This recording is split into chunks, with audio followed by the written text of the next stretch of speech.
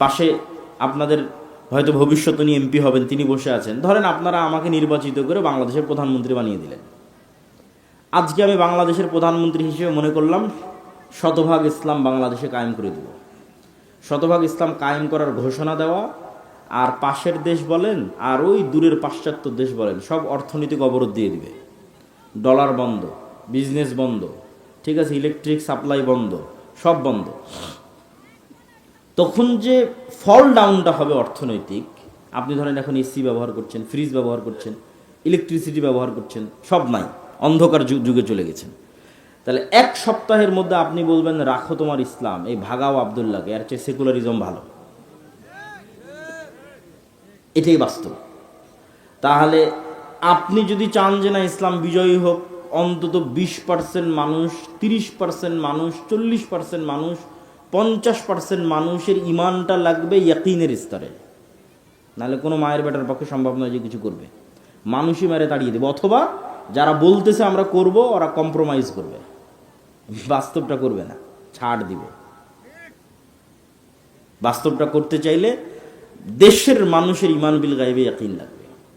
আল্লাহ সূরা বুরুজে একটা ঘটনা উল্লেখ করেছেন যে ধরেন পীরগঞ্জের সব মানুষকে আজকে বলা হলো তোমরা যদি ইমান না ছাড়ো তাহলে সামনে জ্বলন্ত আগুন আছে, এখানে ঝাঁপ দিতে হবে। এটাই কিন্তু সূরা বুরুজের ঘটনা। সূরা বুরুজে পুরো একটা এলাকার মানুষ মুসলমান হয়ে গেছে, বাদশাহ বলছে ইসলাম ত্যাগ না করলে সামনে আগুন জ্বালিয়ে রেখেছে, সব ওখানে ঝাঁপ দাও, নাহলে ইসলাম ত্যাগ করে ফিরে আসো। তো পুরো একটা জাতি ওই আগুনের মধ্যে স্বেচ্ছায় ঢুকছে আর জ্বলে মরে যাচ্ছে, ঢুকছে আর জ্বলে মরে যাচ্ছে। এমনকি মা তার কোলের সন্তান সহ আগুনের মধ্যে ঢুকে জ্বলে মরে গেল।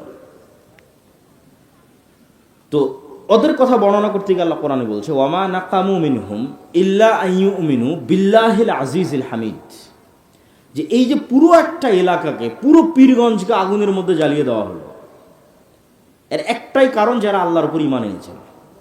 এটা সূরা বুরুজের ঘটনা। তাহলে আপনি এখন বলেন এই পুরো একটা এলাকা ওই আগুনের মধ্যে ঢুকে যাচ্ছে এবং জ্বলে পুড়ে মরে যাচ্ছে, এটা হওয়ার কোনো রাস্তা নাই যতক্ষণ না আপনার ঈমান এই লেভেলের হয় যে আমি যে আগুনে ঝাঁপ দিচ্ছি এই আগুনটা সাক্ষাৎ জান্নাত, বলেন আল্লাহু আকবার। আর আমার বাড়িতে যে এসি আছে, ফ্রিজ আছে, ফ্যান আছে, স্ত্রী পুত্র সন্তান আরাম আয়েশের জীবন আছে, ওইটা সাক্ষাৎ জাহান্নামের আগুন। এই একই ইমানের পরীক্ষা দাজ্জালের ক্ষেত্রে হবে। দাজ্জালের জাহান্নাম হবে জান্নাত, আর দাজ্জালের জান্নাত হবে জাহান্নাম।